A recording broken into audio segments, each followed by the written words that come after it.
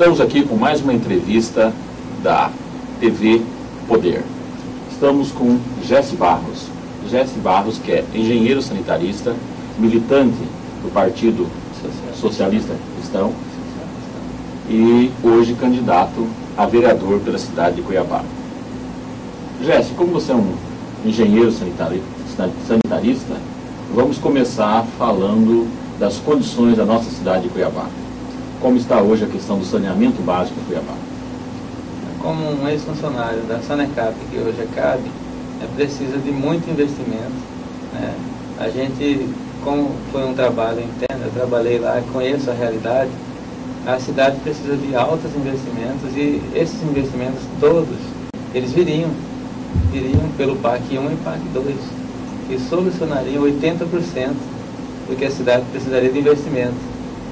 E a Prefeitura optou pela Lei 11.445, que é a Lei Nacional de Saneamento Básico, que permite a concessão, e assim ela o fez. Só que ela fez desrespeitando um artigo que diz que devem conter sistema de abastecimento, sistema de tratamento, drenagem e aterro sanitário nesse processo de concessão. Ela fez só de água e de esgoto. Ainda faltou drenagem e aterro sanitário para que o sistema tivesse investimento privado concedido. Exato. Você é contra o processo? O processo que foi feito da Sanecap para a CAB, ou você é partidário da situação que se ficasse ao bem público da Sanecap seria melhor? Na análise pontual que nós fizemos à época, se você tem os PACs resolvendo 80%, por que você conceder por 20%?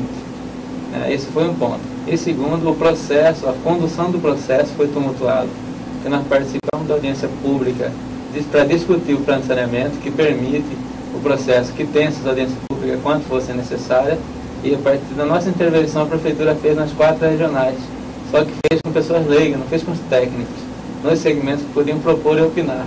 Inclusive eu fui um dos que propôs e opinou alterações no processo, só que a Prefeitura trouxe uma empresa de Santa Catarina que fez apenas um diagnóstico, porque o plano de saneamento básico que foi colocado na audiência pública foi um diagnóstico, não foi um projeto, não foi uma projeção futura para 20 anos, que é o que prevê a lei.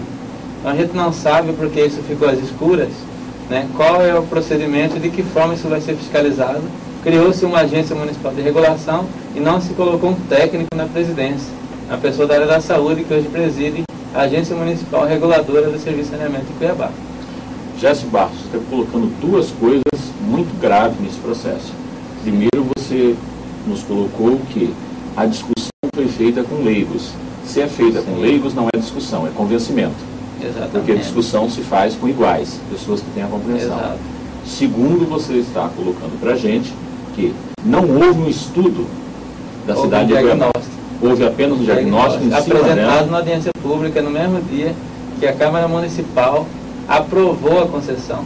E nós questionamos todos os técnicos que estavam naquela audiência pública, questionaram porque a audiência foi no período da manhã e meio-dia, se encerrou o debate, a audiência pública, e se abriu a sessão na Câmara, onde os vereadores, no período da tarde, aprovaram a concessão e a criação da Agência Municipal de Regulação. Foi numa terça-feira, e na quinta-feira o então prefeito interino sancionou aquilo que ele na terça aprovou na Câmara Municipal. Então, em 3 dias eles concederam o serviço de água em Cuiabá. Então a decisão da concessão já estava decidida. Sim.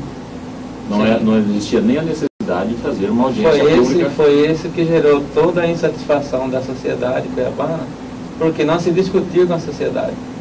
Você considera que foi um prejuízo para o município de Cuiabá? Sim, porque como técnico do quadro interno que fui, lá tem profissionais competentes para resolver o problema da cidade em todos esses aspectos que eu citei. Tanto é que os profissionais estavam, às vezes, cedidos para a Secretaria Municipal de Infraestrutura para resolver questões do aterro sanitário, para resolver questões de drenagem. E esse quadro todo está sendo aproveitado pela iniciativa privada, que a Prefeitura não aproveitou, e é o mesmo quadro técnico.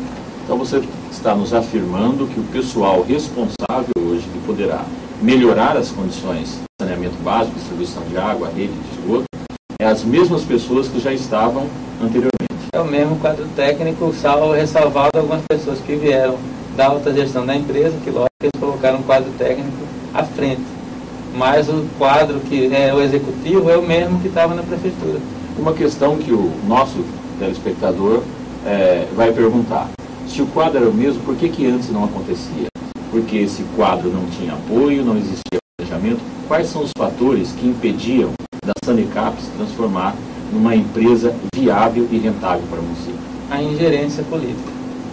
Que o interesse, quando se colocou a primeira vez um técnico à frente da empresa, ela andou.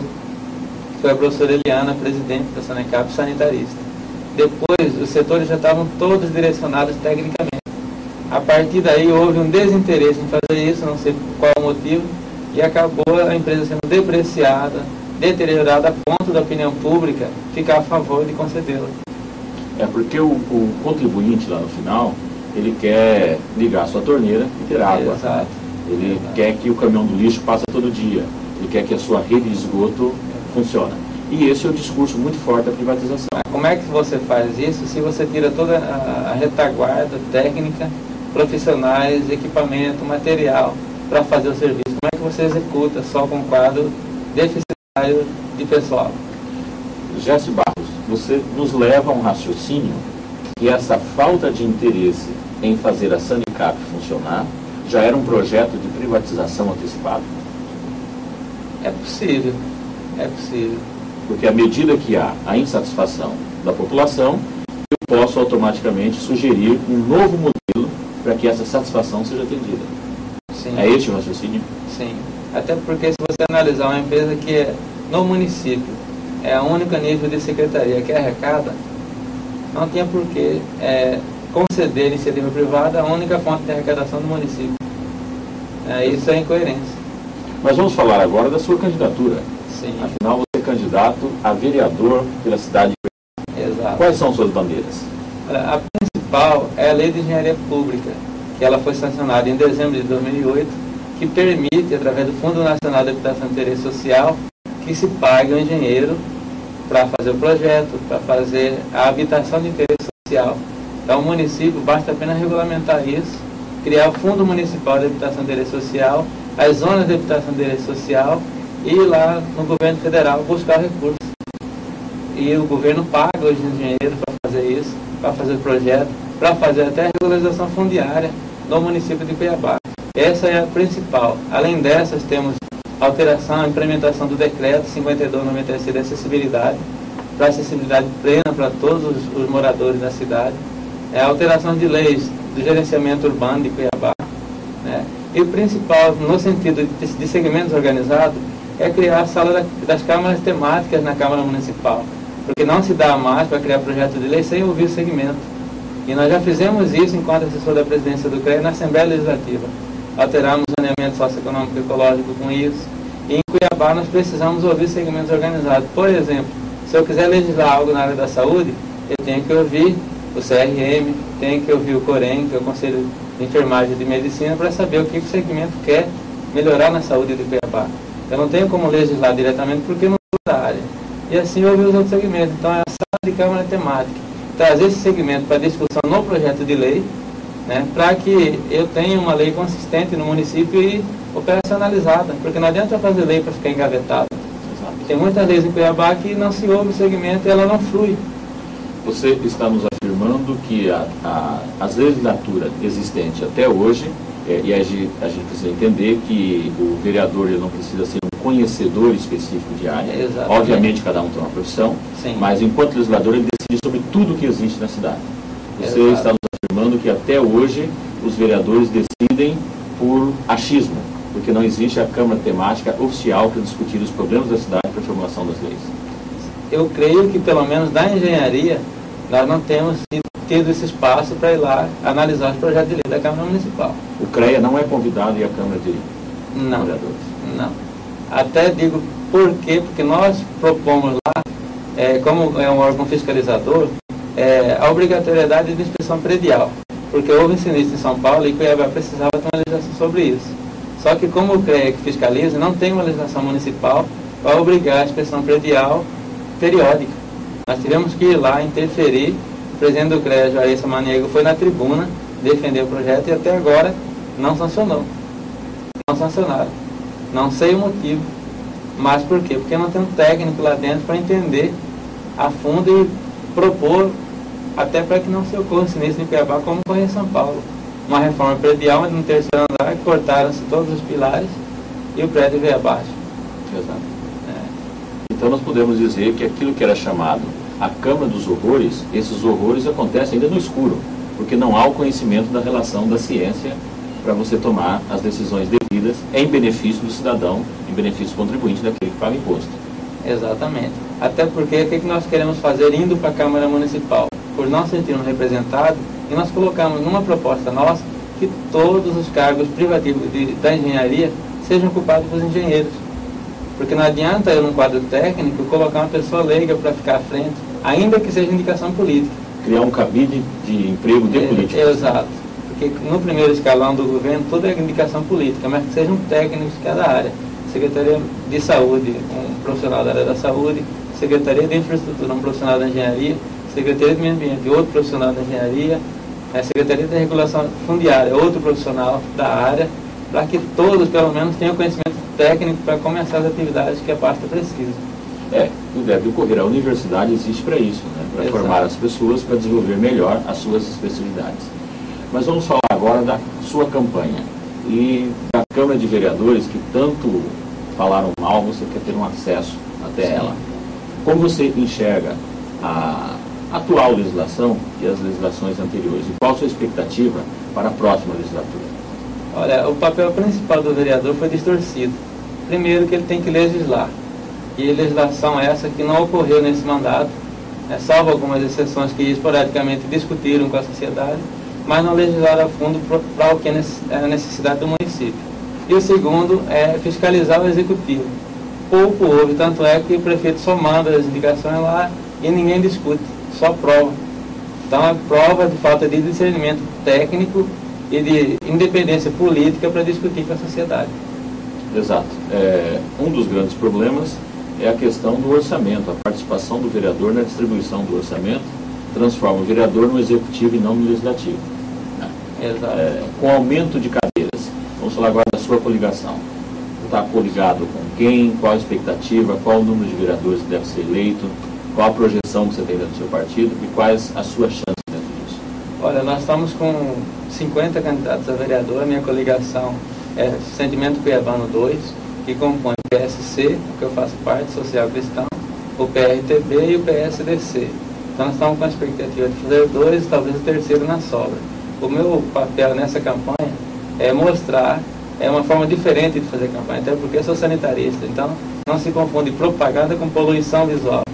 Então você não vai ver placas minhas em canteiro, você não vai ver pessoas de idade balançando bandeira ou segurando estandarte no sol, mas você vai ver propostas, a qual eu tenho, são 14 propostas, e apresentá-las à sociedade de forma que não venha depreciar aquilo que já está difícil, por exemplo, o trânsito de Cuiabá.